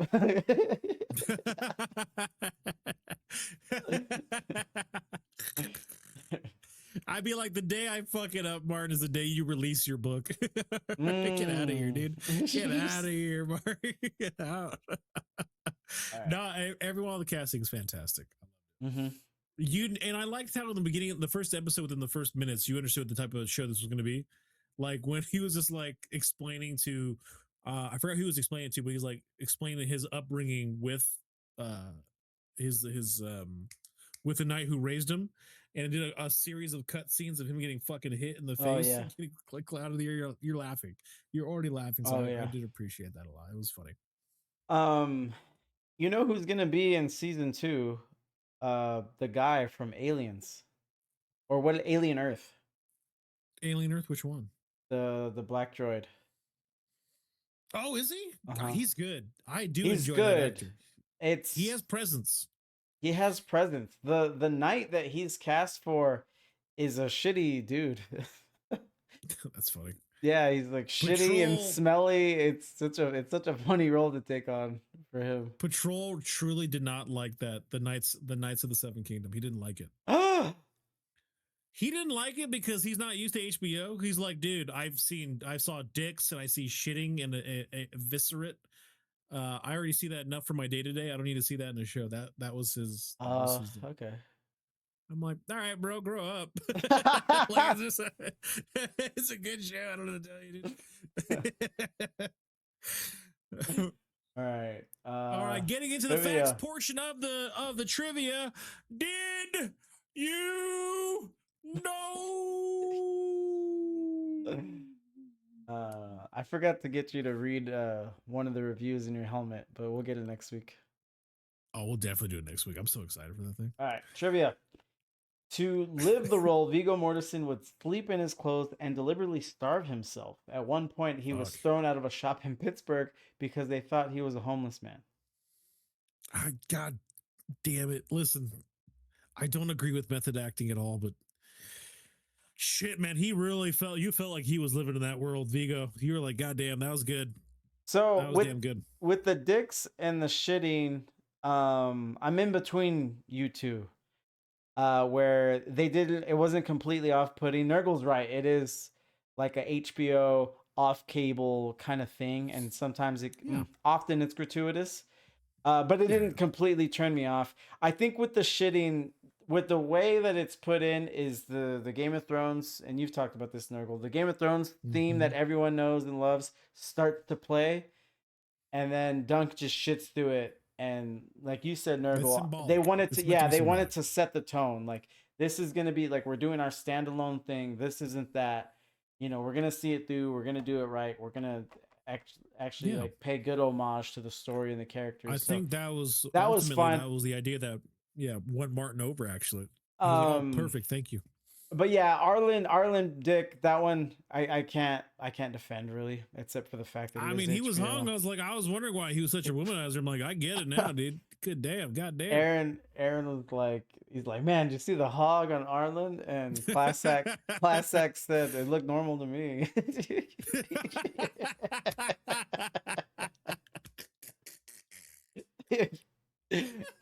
Solid. That's a normal. No, I think I was in That's class funny. when I read that, and I was like, "Fuck, just try not to laugh." Look normal to me. That's solid. Good. No, that's so I'm missing funny. beats. That was really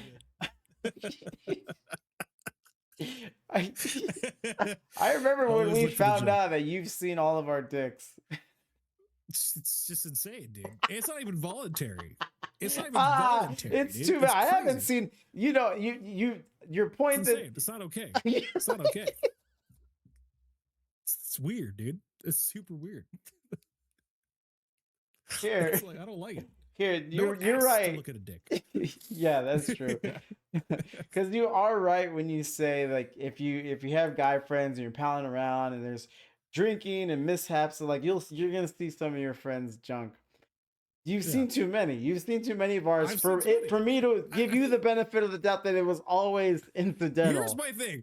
I had to talk to Kitty about this because everyone had their place in the group. Everyone brought something to the group. Okay. And I don't know if anyone knew this or understood this. My thing was all of you guys would come to me in confidence and kind of like, open up to me about serious shit. And then I always kept it in confidence. I don't know what that led you to feel like completely open with yourself to some degree, whatever that was, but it was weird. It would get really weird. It bummed me out, dude. Odd that I was just thinking that I would be the guy, large Foley, carrying a kit for that guy. It's a real thing, Patrol. All right. Nah, but like, yeah, you guys are weird. Stop being weird.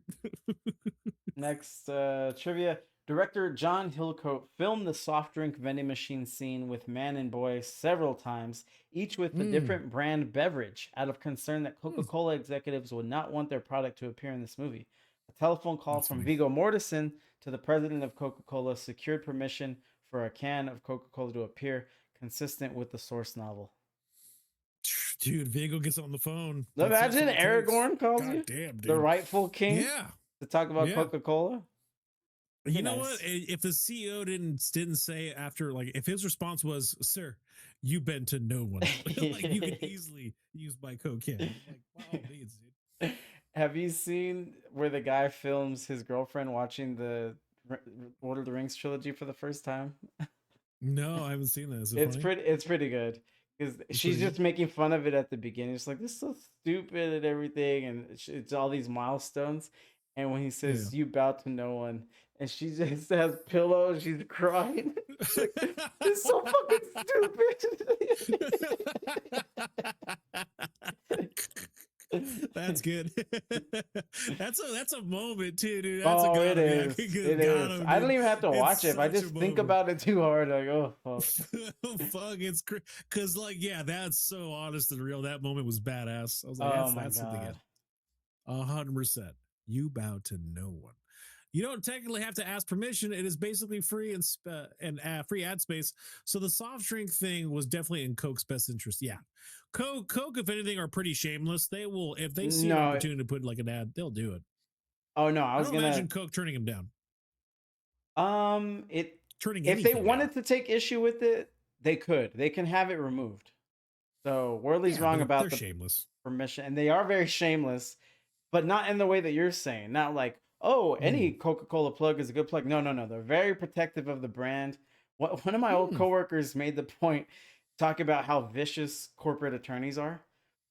And we were reading some story where they had an issue over the the copyright of the bottle of the shape of the bottles that they used to use. Okay. And they got ruthless with that and they won it. And my coworker Scott was like, he's like, yeah, dude, it's fucking Coca-Cola. They're like, okay, we won't use that. We're gonna make the next bottle in the shape of your fucking skull. And and like that's how they get down. So it would be lofty, like, you know, Coca-Cola, like they might not even have heard about it. So I think it's low risk. But if they wanted to take issue with it, all they do is like cease and desist.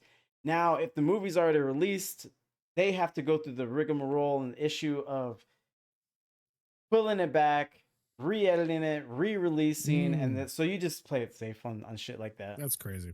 Jeez Louise. I'd imagine, yeah, they are very litigious. They have to be.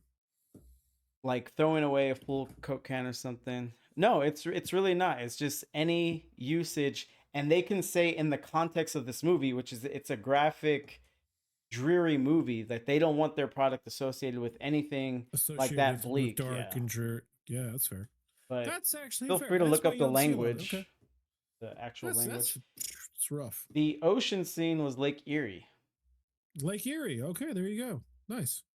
That was a really fucking crazy scene. That whole entire that was just wild to me, just seeing that. What did I miss it? Why did he say? What was his rationale about getting to the coast?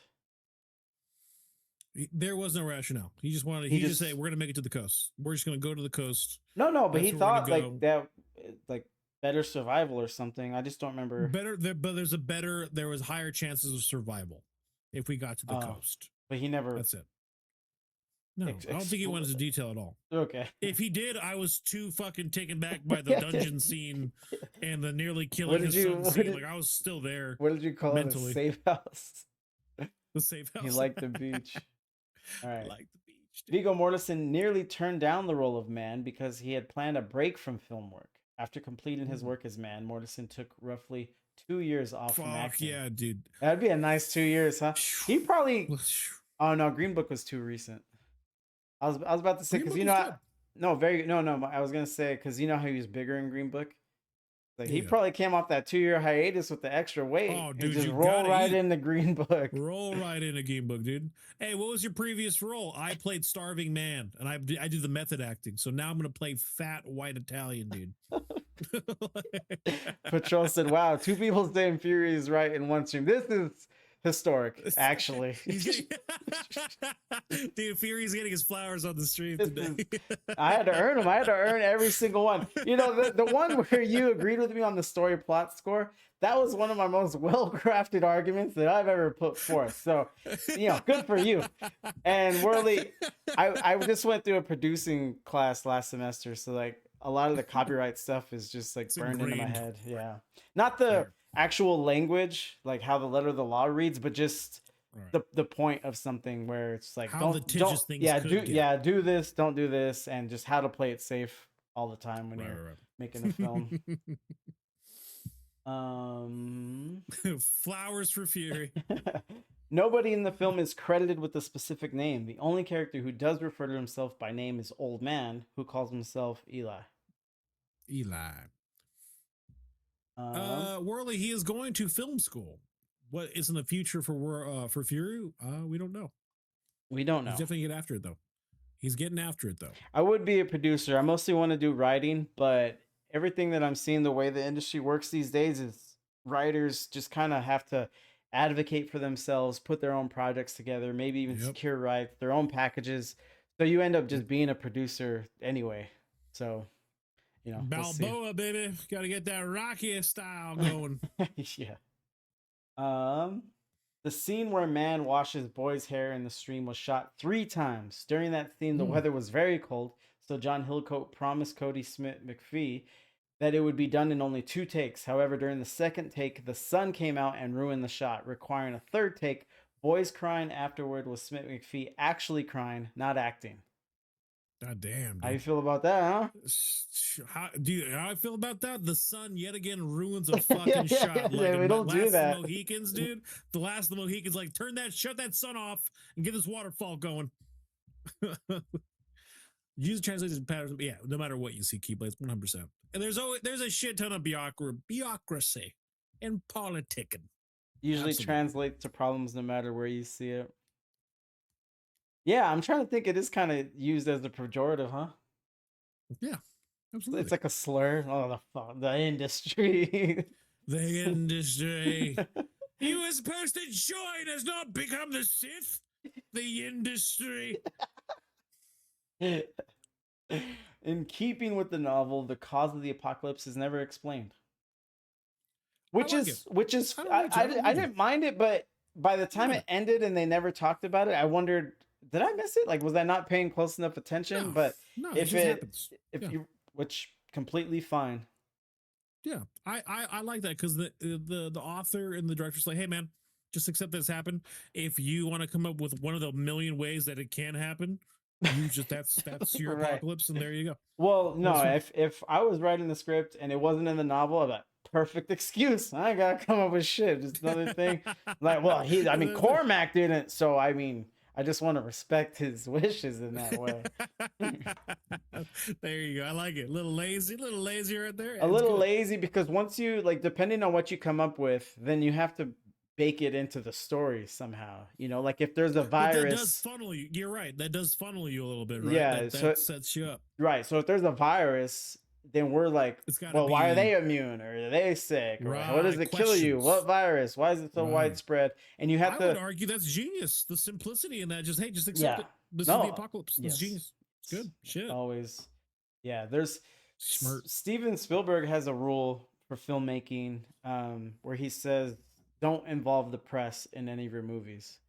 So when you're telling the story, you never want it to be so sensationalized that in the world that the story takes place, that the news is involved, because it's this whole other obstacle and thing that you have to contend with now, where it's just too much. Which, if you think about E.T., the news is involved very sparingly. It's mostly like the government organization coming to like take ET and like do experiments on them and everything. But there's little things like that where less is more. It's like you don't pigeonhole yourself into having to tell a specific story or explain certain things.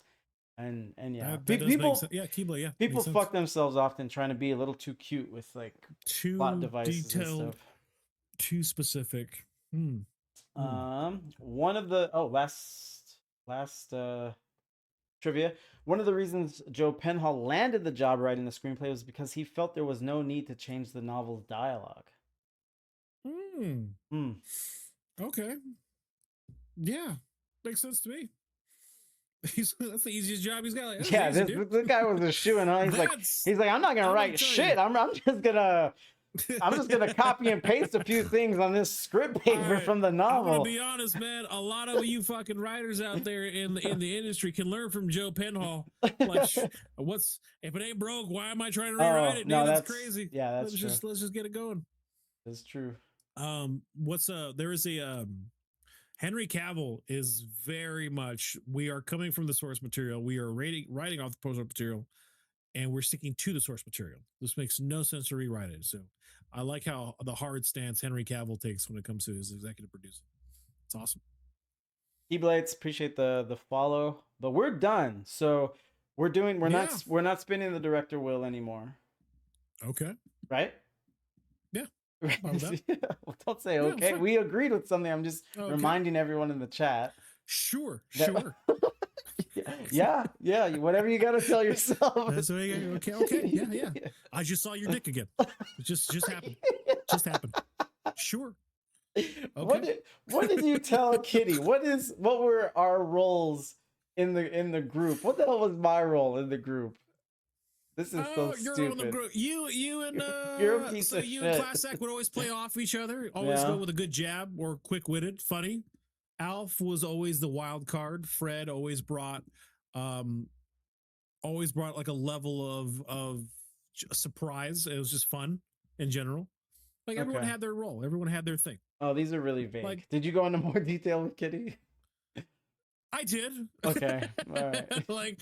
But being like I was like my role was like being a butt of a joke because I had said something stupid or something hilarious, or that's not hilarious, but said something stupid, and then that was the joke. That was the driving force, and then you guys would come up to me and talk to me with any serious real problems. You would all have this like moment. I've had a moment with every single one of you outside of seeing your guys' dicks. I had a real honest moment. Which wasn't even the moment. Wow, It wasn't even the moment. You were watching. You're cock watching. All right. You would, because there wasn't much HBO around that time, so you had to go. You had to get boots on the ground. Gotta get my dick fix. Gotta get it. All right, so you and I are gonna pick an actress from the movie that we screened previously. Yeah. And once we lock that in, chat votes on something that they've starred in that we'll watch next week. You good? Love it. Yeah, Okay. I'm down. It's good. You go ahead. Start it off. Kick it off. Well, Who's your actress? I don't like Charlize. My top two. You can even throw Molly Parker in there, but I want to go either Robert Duvall or Guy Pearce. It's good. Fuck, those are good. Because Vigo was like already a Did Duvall pass recently? We might have to pay homage to him. I don't know. If he's alive, good for him. Like at that point, yeah, he just died. He just died last month. Oh, he died last month. Yeah. God damn, dude. Passed away. Passed away. All right, so you're gonna. Do we have to go with him? You know what? Let's go with him. You're right. We got to give him let's give him his flowers. Duvall movie because he did. And then because Patrol, you kept me up at night. Patrol says we get to vote again. You remember last stream when Patrol said, "Yeah, we've been disenfranchised because we were just deciding on movies." Just a little bit. Just a little bit. All right, here we go. And he was acting. Oh, Crazy Heart. Oh shit. Oh shit. There's a sign. God, where does his hair start and those fingers begin, dude? He's playing it. He was acting for a while. He's been an actor for a very long time. No, I know that, but I mean older, because what's his face? Sean Connery, his last movie was League of Extraordinary Gentlemen. League of Extraordinary, yeah. He was alive for a long time after that. Yeah. Yes, he was. Yeah. I haven't even heard of this Pale Blue Eye. I remember it vaguely. I don't remember seeing it. I remember. I remember seeing. You know what? This is when I was working at Hollywood Video, and I remember like boxing and casing and all that stuff. I remember seeing that movie. Like, oh, yeah, look at that. Wait, Pale Blue Eye? No, actually, I was way through. Nope, never mind. That was another movie that looked just like it. 2022. Yeah. I was not working at Hollywood. We could get a little secondhand lines going. Oh, a little secondhand line going. Oh, right, John Q. I've been wanting to rewatch. That one is a movie. The Sixth Day? No, absolutely not with Arnold, dude. That's crazy. This is good. And this is like more recent. He's got a good spread. John Q. Got a good spread. Kicking and Screaming, I liked. That was. I don't even know if it's guilty pleasure, but I'll defend it. Defend our. You know what? Gone in 60 seconds. That's a jam, dude. That's a jam and a half. I'm down for that right there. Oh, Phenomenon! I'm gonna rewatch that. Phenomenon. With or without you, chat. With or without you. Good one. That's a good one. Sling Blade. Shoot like me them taters. You know, I was thinking about Sling Blade. That movie would never be made today. No, can't. Yeah, no. Robert Downey Jr. ruined it for everybody. He's like, you never go full retard. Robert ruined it for everybody, dude. I was watching a recent interview with Billy Bob Thornton. Because that was like his big movie, his big break, Sling Blade. And he was saying that he did that movie, everyone loved it, and he would go to Hollywood parties and people wouldn't recognize him. Yeah. So, yeah. All right. Just so like how a small town bumpkin. Like, how we feeling, chat? Throw out some titles. Days of Thunder. Days of Thunder. I've been wanting to kick the tires on that. No pun. Ooh, The Natural would be good. I'll be honest, man. Gone in 60 seconds. I'm already on that one. Whoa, hold on now. Hold on, Duvall. Aliens from another planet, bro? You like that headgear? I like the headgear, dude. I want to see you unbox that. Oh, bro, consider my pants getting unboxed with that headpiece. This is nice. That's a nice piece right there. All right. So how are we gonna do this? How are we gonna have the chat mode on this and all that? Well, no one's So saying put it any into a poll? titles.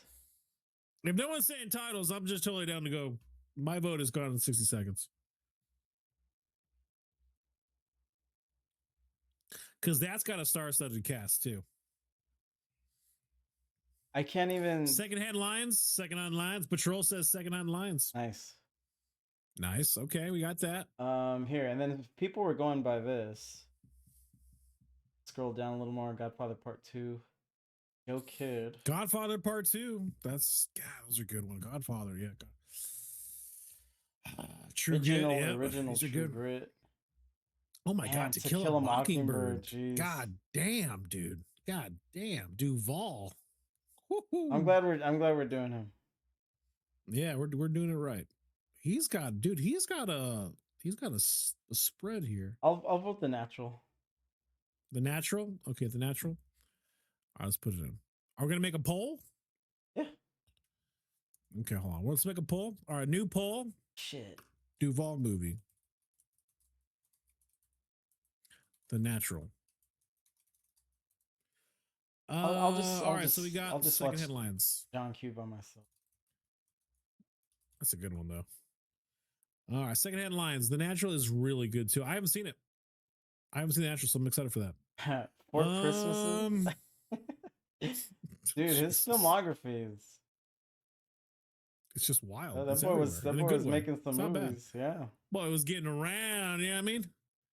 Oh, hold on. Let me see. Look, go up real quick. Go up real quick. Let me just see it. Let's see here. All right. I got mine. Is that Jared Leto in The Scarlet Letter? Oh my God. No, he wasn't acting that far back. Yes, he was. He was in Fight Club. Fight Club. What year did Fight Club come out? 99, I think. Okay, yeah, that's a 95. Well, they're 4 years apart. What do you think? He was too busy making one hit single, man. I don't have to tell you. What did come first? Was he a musician? Oh, that's Gary Oldman. He was a My musician. bad, Gary. Fuck, bro, you fucking bro, disrespecting the Oldman so hard right now. Yeah. All right, here we go. I'm ready, guys. Let's start the poll.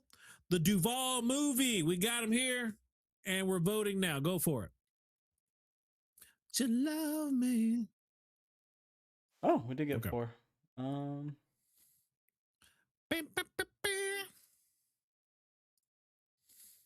I've never seen The Natural, but it's been on my radar. My girl. Got the vote. Up, my baby. It's good. Okay, that's cool. Yeah, never seen it. I'm excited. The Natural, and it's The Natural's taking the lead right now too. So looking like it. With Phenomenon, we could hop to Travolta. We want it. Dude, we could hop to. Yeah, we could. And Forrest Whitaker is also in Phenomenon. Whitaker's got some bangers too. I've never seen The King's Speech. Oh man, you haven't seen The King's Speech? No. God, that's such a banger of a movie. Dude. I love that movie. All right, The Natural taking it. We're gonna be seeing that in honor of the Duvall passing away last month. We're gonna be getting on the end. I like it. Let's do it. I'm excited. Yeah, That's gonna be good. I haven't seen it. Me and Kitty will sit down and watch it. Oh, did you? Oh no, did she watch? What's it No, called? no, she did not. She walked away. She's like, I got more. Like she, a therapist. She's like, I'd rather help the people with their sad stories than watch that fucking movie. So that should have been my first red flag. That should have tipped me off right from the jump. So, with The Natural, we can go. Yeah. To Robert Redford, Glenn Close, Kim Basinger. Kim Basinger is a nice path to 8 Mile. It if you want it, if you want the path, it's there. We now have a path to the screen and review 8 Mile on this channel. Sometimes when I'm by myself, I'm like, man, fuck Lotto. I can get it from your mother for $1 tomorrow. And I'll just keep walking. I think like, sometimes I'll just say that. The line that I say from that movie is, "You ain't the future fucking shit, bitch. You're just David fucking Porter." It's like, oh. Eminem, that's your friend. Every time I see that acting too, I'm like, his real name is Clarence. Yeah. Every time I see him, like, hey, shut up, sit down, Clarence. Michael Madsen is also in The Natural. Michael Madsen, this is a good one. Good path. That could take us to Reservoir Dogs. Some serious films. Oh yeah, it can. Redford's got some heat too, man. Redford's got great movies. Yeah. He could take us back to Winter Soldier. Ooh, be the first to watch back to back. Oh, I made you put down your shield. Captain America, more like Captain Gotham, man. Oh shit! Are you gonna keep streaming? I'm gonna keep streaming. I'm gonna try to finish Resident Evil tonight. I need to finish this goddamn game so I can start part 2. How many are there? A little bit longer. There is officially 9 mainstay games. You're going through all 9? I'm going through all 9. I wanted to jump to 9, but I was like, you know what? I do love the franchise. I love the video games as a whole. I should start playing them. But thankfully they are short. These aren't like modern day length games. Okay. These are like 8 to 10 hour games at most. So they're palatable. RE9 has a massive hype around it right now. Yes, 100%. RE9 has some crazy hype around it. So I want to lead up to it. I want to refresh the story with the community and refresh the story for me. Is it all one that big way I get story? proper context. It's one giant, long, at times convoluted story. Yes. So what do the movies do? You really want me to go there, bro? Well, fuck, dude. Have you been on my streams when I'm playing? I once. No, yeah, I saw once. Oh, my god. The movies do jack all. They don't do anything, dude. All it is Wes Anderson hiring his wife to ruin a franchise. That's all it is. What do you think? That's all it is. Of all it is. Of the Mila chick, her casting. Mila cornbread, my bitch. Yeah, dude, she could have been great because at the time she was like leading sci-fi. She was the Fifth Element. She was coming hot off the Fifth Element. I loved her off the Fifth Element, but then like it wasn't even her fault. I blame Wes, the director. I'm like, he just didn't care for the source material. He didn't give a shit.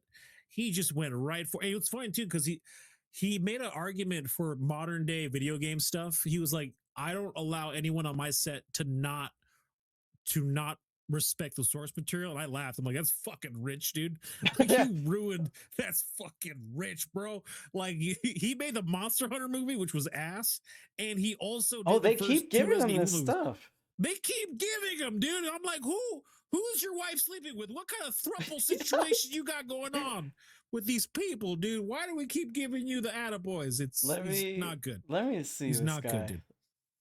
You want to put on a trailer? Put on a trailer. Hold on. Who's that screenwriter that Kitty knows? It's like her uncle or something. He did the Batman and Robin. Schumacher. Right, but Schumacher. Yeah. What was? Didn't we bring up? He did Batman and Robin Forever. Right, but then didn't Pompeii come into play at some point? I don't even know who Pompeii came in. Who is Pompeii and why are we playing him? The movie in 2014. I thought he wrote that too. Yeah, Pompeii. Did he? Because that sounds about right. No, I saw Batman and Robin. I saw that movie. That was a disaster from the top to bottom, baby. Hold on. Let me go on this search again. Hold on. Oh, all right. Wait, Batman and Robin. I need you to pull up. Oh, he's the director. The director. There you go. There, Schumacher. Okay, so he wasn't the writer. No. Maybe it wasn't Schumacher. Schumacher was the director, but the writer, she's related to in some way. I don't remember how they're related, but it's the writer. Is it Bob Kane? Kane? I don't remember. No, Bob Kane is the creator of Batman. No, that's the creator. Oh, good job. I think he got a writing credit, but it's definitely not him. No, he did. Because, yeah, he has to. But hold on. Listen, if he did write it, his name was definitely not on it. I thought it was Lee Batchelor.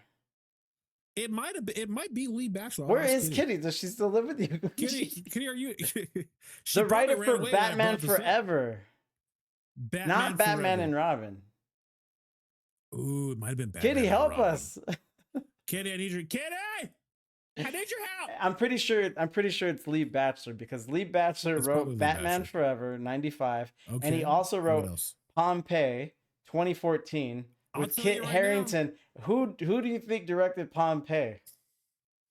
Who do I think? Was it Wes? Yeah, that's crazy. You keep saying Wes Anderson. Stop doing that. It's Paul W.S. Anderson. Wes Anderson is Paul different. All right, that's different. He's a good actor. He's right. a good director. Very good. What's his name? PW? Paul W.S. Anderson. Why we go Paul W? Okay, Wes Anderson. All right, so Paul W. I'm gonna call him PW. P-Dubs is like the worst thing ever, dude. Let me look up. Can we look up his work? Pull up his work. I know that's what I was doing, and then I saw Pompeii. I was like, wait a minute.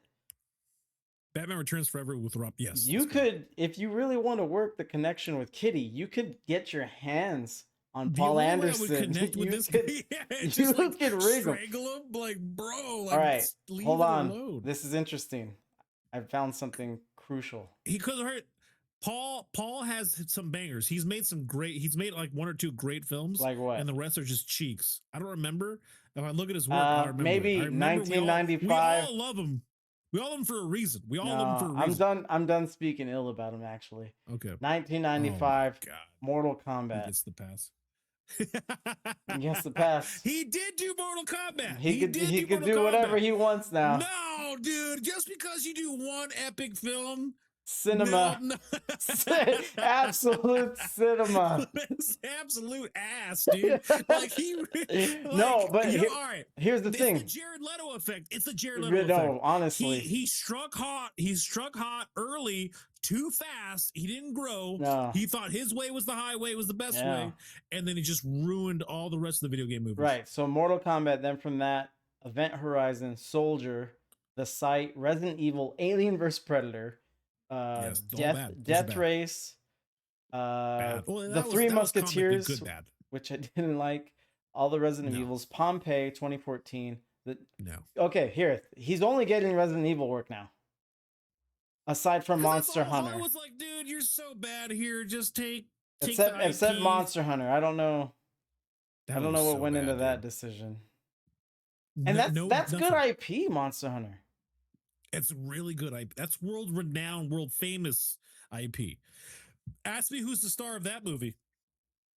That's the same chick. It's the 100% his goddamn wife, dude. He just puts his wife in every single role. Like, it's crazy work, dude. Okay, the moment I see Paul P-Dubs is making a movie, I'm like, hey, is his wife in it? Because that's going to tell me if it's bad or not right from the jump. So the production companies, Constantine Film, Impact Pictures, and Capcom. Okay. So... Yeah. People that just wanted to make a movie. Yeah. It's actually a joint production. Germany, United States, Japan, China, South Africa, Canada. Yeah. Already too many hands in the pot. Already too many hands. Damn, yeah, I'm not giving this tool $60 million to make a fucking movie. That's crazy. Yeah, and then 50 of it went to his wife. Like to put it in his back pocket. Dude. Okay, all right. The movie was bad. All right. That movie was bad. The Road. Robert Duvall next week. The Natural. Robert Duvall, guys. The Natural. Oh, I'm excited. I haven't seen that movie. Yeah. I'm excited to see it. Yeah. Dude, like people in chat were saying it's a great film. I'm pumped. Let's do this, man.